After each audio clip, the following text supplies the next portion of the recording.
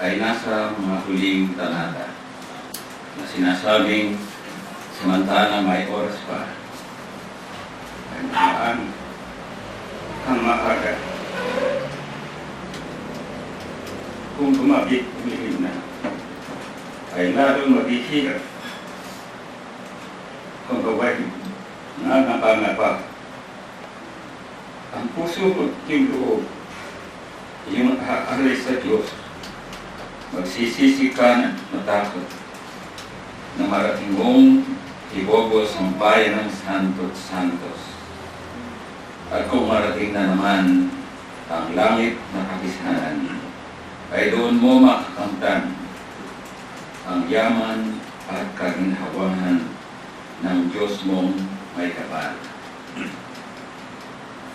Mga kapatid, lalo na mga panahon, ito po ay bata pa kami ay ginagawa ng aming mga ninuno, mga tatay ng aming mga nanay. I was very young when I remember singing this passion ng ating Panginoon. And now I am, sabi nga mag-aalas 7 na ng buhay. Marami ang umawit na ito na nasa sipon, sinapupunan ng ating Panginoon.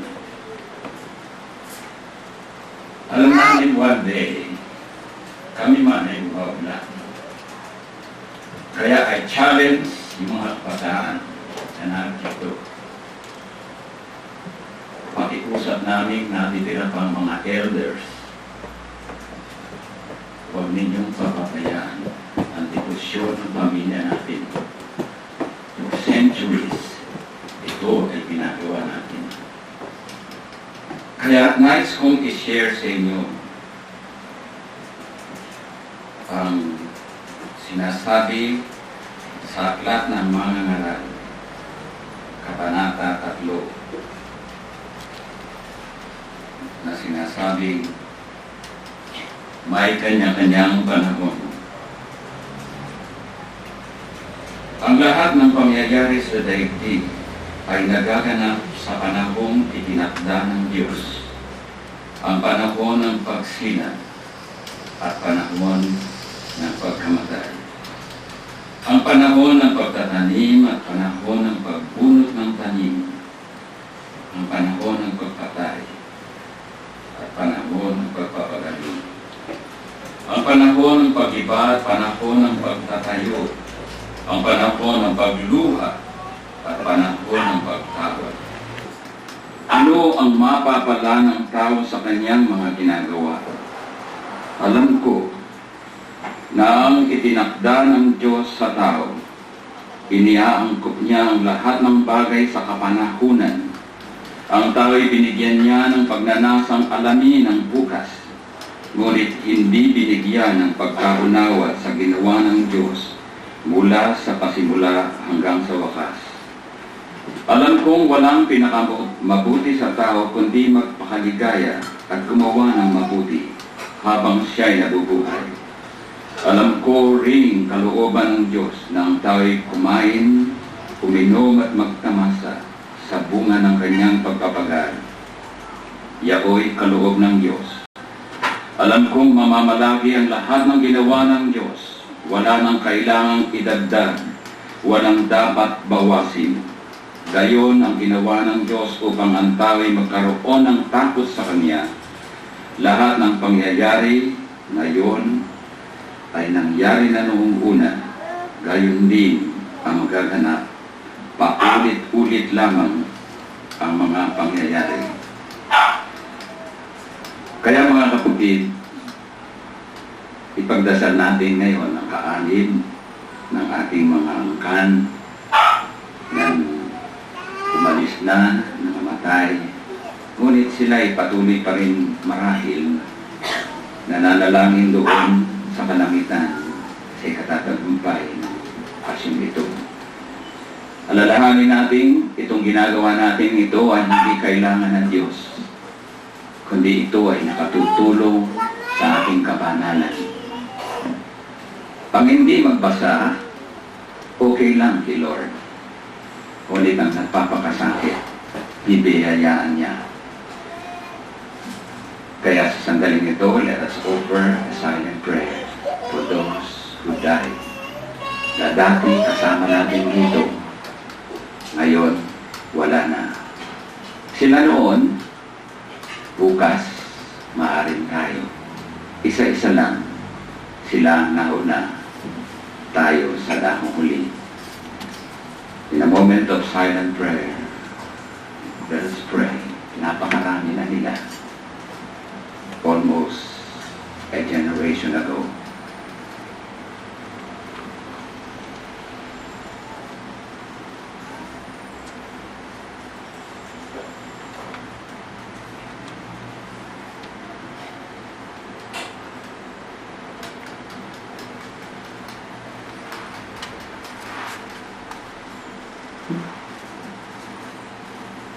Mag-aalay tayo ng isang panalangin, Ama namin, para sa kanilang katahimikan, sa kanilang naroroonan.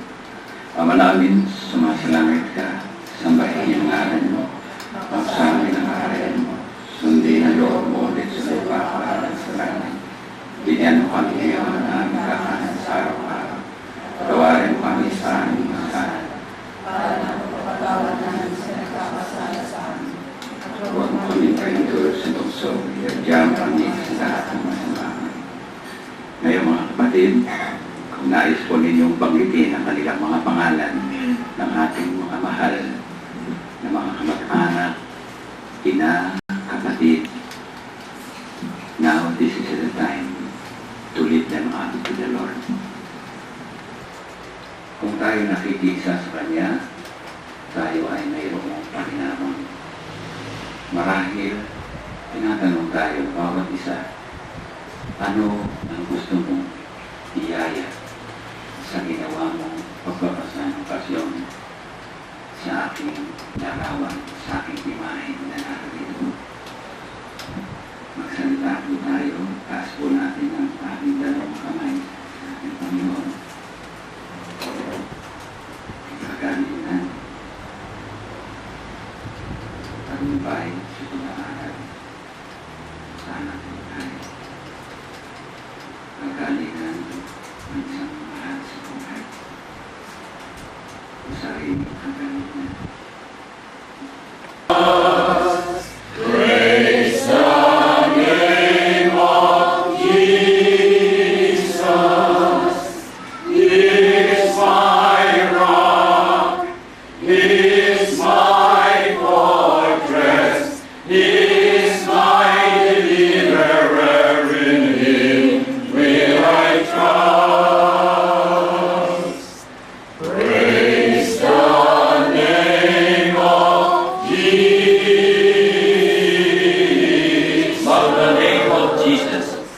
Love the name of Jesus. Love the name of Jesus. He is my rock. He is my fortress. He is my deliverer. In Him will I trust. Love the name of Jesus. And finally, serve the name of Jesus.